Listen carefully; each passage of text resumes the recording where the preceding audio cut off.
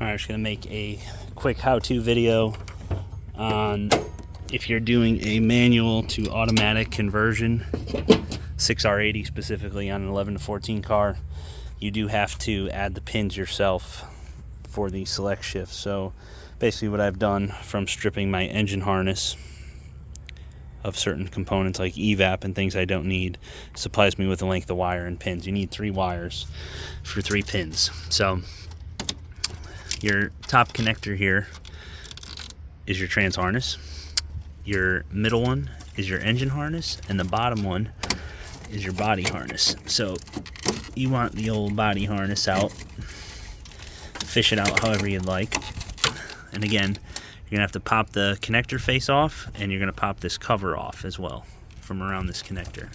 Let me plug this back in, get it out of my way, and then we're going to add pins to 23, 24, and 56. It's upshift, downshift, and shift ground. So just give me a second here, since I have not bought a tripod or cared yet. I will take apart this connector and I will get to the pins, and I have my little D-pin tool here to pop it out if there's a dead plug in there or whatever the case may be. Alright, so once you take the 2 pieces off, again, this just face of it just pops off with a flathead screwdriver, just very gently pry in there, and it'll pop right off. Same thing with this, they just have 4 little tabs that hold on to the end of the connector there. Just pop that off, and then she's free as a bird. So now on the back side of the connector, you can see the numbers. See, 87 or whatever the heck that says. So you want 23, 24, and 56. 23 and 24 are right underneath this yellow wire right here. The next row down, literally those 2 right there. So you're going to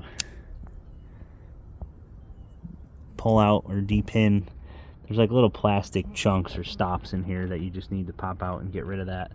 And then you're able to insert the pin into its location. You'll hear it click, and then you can put the face of the cover back on, and then we have to extend the wires into the cab of the car to the shifter. I will show you that next. Alright, so I find it easiest to just push the little deletes or blockouts straight through. So you can already see I put this white with brown tracer wire already in. I'm going to try and show you how to add this other wire. I'm going to put the yellow with blue or green tracer here into this next port. I'm going to see how I can do this, if this is a good angle. Nope, it's not. How would it be?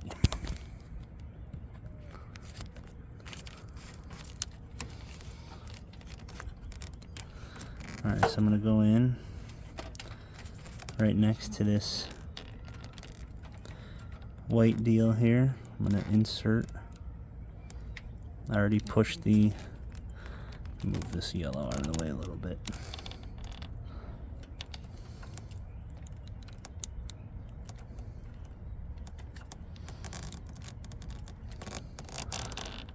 I know it's hard to see, sorry.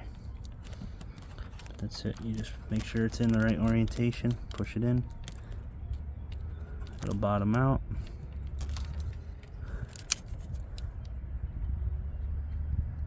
They'll be locked in there like so, so you should be able to pull on them just a little bit. Don't, you know, Hulkamania it back here and expect them to hold, because it'll pull right through, and then you're not screwed, but you're screwed. And then the last one is going to be pin 56, which is, what is that? That's 51.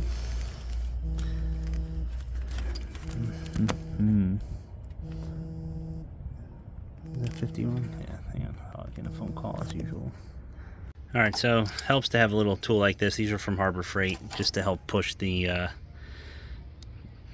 delete pins through. I use this purple wire. I just ruined 2 pins because, I don't know, the thing was stuck in there. So anyways, I had a bunch of these, so not a big deal. But so the purple is my 56, which is my shift ground or shift common.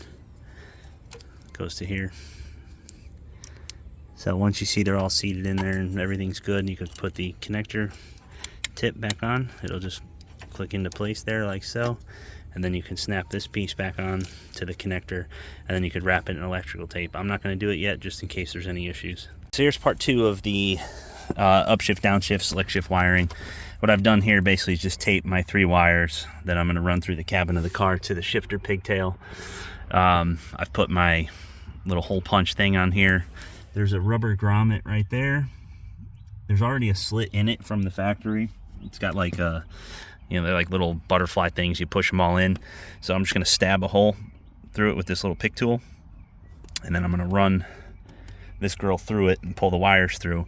And then I'll make my connections after that. And to push, this thing's going to, the harness is going to push out of the firewall. It's just the nature of the beast. So you have to reach your hand in underneath the battery tray to get to it.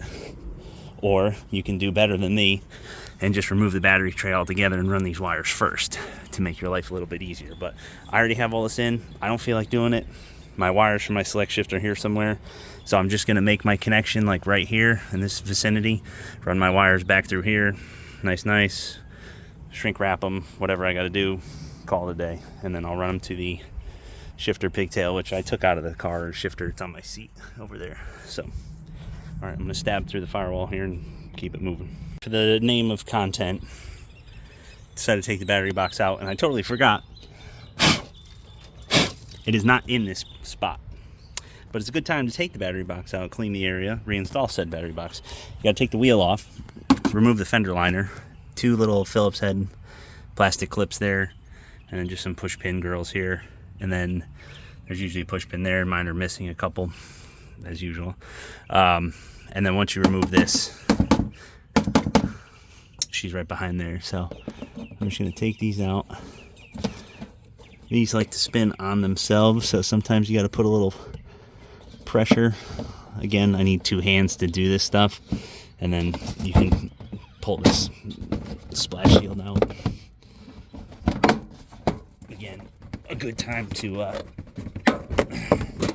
clean the car out. But here's the harness. There she is. So I'm gonna just drill a hole or do a little better on the install of this and get these wires through, and then you can continue on your quest with the factory harness there through the fender liner and come up through here, but that's totally up to you. And then you can make your connections at the PCM. You could also just, you know, pin the PCM, run the wires out, and do whatever, but I prefer to go the backwards way. All right, so there's this little penis here on the end of this harness, and there's a perfectly good port and everything. So what I did was I drilled a small hole into this here. I'm just gonna run my, everything's a job with one hand. I'm just gonna run the wire through here. It's gonna come right out of here. I'll 90 it. I'll wrap it all in tape, run it all along this, come up and hook it up there. All right, so here's my quick crude harness. I tape wrapped it. I have this felt tape that I bought from Amazon. It works pretty well for a harness. So I have my upshift, downshift, shift common. My blue is going to be my downshift. My green is going to be my upshift, and my black is going to be my ground. So I'm just going to plug these harnesses back in. I'm going to send this harness down next to the windshield washer fluid bottle here, right? And then I'm gonna tuck it along this harness. I'll zip tie it up nice, and then I will go through this hole. I ended up just blasting this thing open here so I can get the harness through. And then I'll run the harness in the car, and I will go up to the shifter. I may need to extend it from there. I don't know if I cut enough. I thought I did, but I thought I was gonna route it, you know, a foot inside the fender well there through the firewall. So I was wrong, but regardless, we'll go this way. We'll see how it turns out. All right, so here's the final product. Ran the wires underneath, tucked it behind the factory harness. I just zip tied it quick there at the end. I ran it through my hole here that I made. And then from there, comes in the car. And here are my 3 wires, which I will run up under the dash, behind the carpet, behind this piece of trim right here.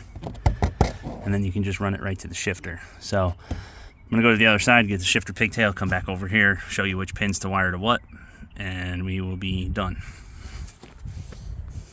And I'll just show you off the top here quick. So you can see my 3 wires right there, and they just go down next to the washer fluid bottle hole, and that's that. I will put up the diagram of the shifter pigtail here just so everybody can see it.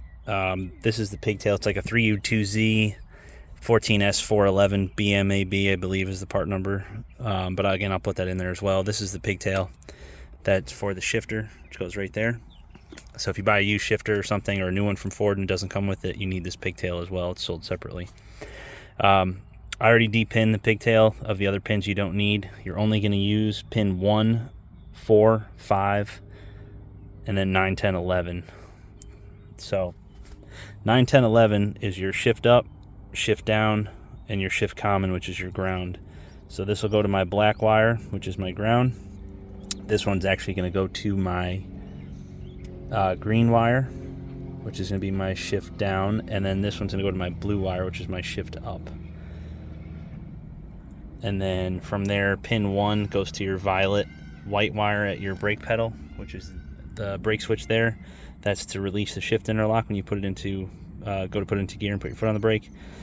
4 is illumination for the shifter, which you hook up to the brown wire, I think it is, on this little pigtail for your traction control light, or the traction control button, I should say. So you steal the power from that.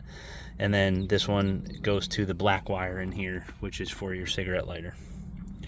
So that takes care of all those connections. But I'm only going to do the brake switch wire and my shift up, shift down, shift common, because I don't care about the rest of the stuff right now. This is only going to be in here temporarily. The manual is going to go right back in this car once I'm done doing all this. Finished up my connection at the brake pedal. Here's my yellow wire I decided to pick because that's what I had. Ran it to pin number 1 on the shifter pigtail. I've hooked the shifter pigtail up. Again, this can all be routed much cleaner. You can go underneath this and yada yada yada. This is literally just for testing. This thing is just a mule to me right now. And then it is getting a Gen 2 Coyote, Gen 1 timing, blower, yada yada yada yada yada.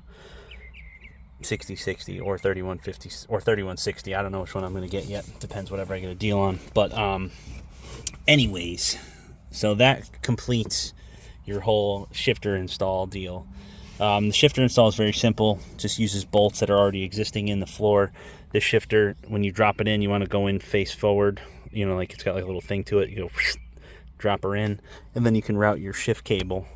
This is your plug for your traction control button, trunk button, things like that on this console. So I'm going to put this back together. I'm not going to wrap any of this stuff up. Again, you can in your application. I probably would, just to make it look nice or be complete. But again, I don't really care.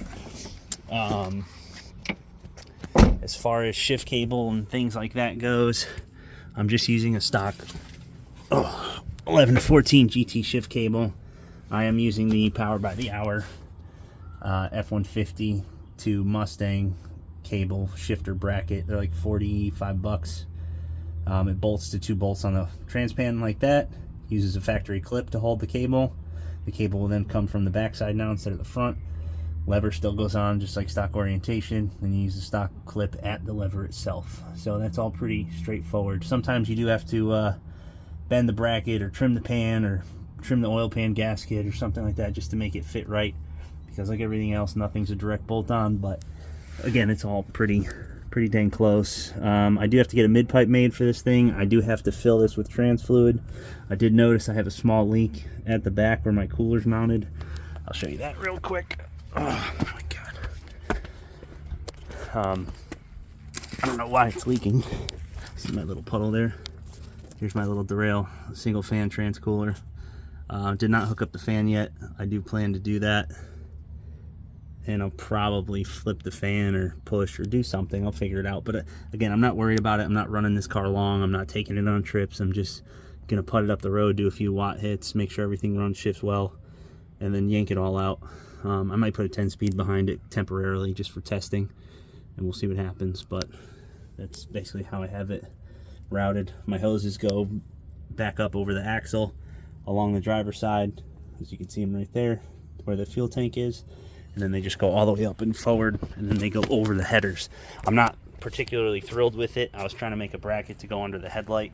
That's where we usually mount it. But whatever. Nothing's, you know, I'm not complaining. Life is good. Just everything's a pain in the ass. Doesn't go like it's supposed to. It's not smooth. It's not a bolt-on. It's not quick. It's not easy. You could buy a freaking BBK cold air and it doesn't fit right. You know, it's made for the application. So anyways, I'm gonna put the battery box back in. I'll put the battery back in. I do have a couple more wiring things to get to, or to do actually. I gotta hook up the knock sensors, and I have to hook up the oil pressure, or the oil pump, pigtail I should say. I want to see if I can get that to work with this old bear. But again, off track. Excuse me. That completes the shifter wiring install.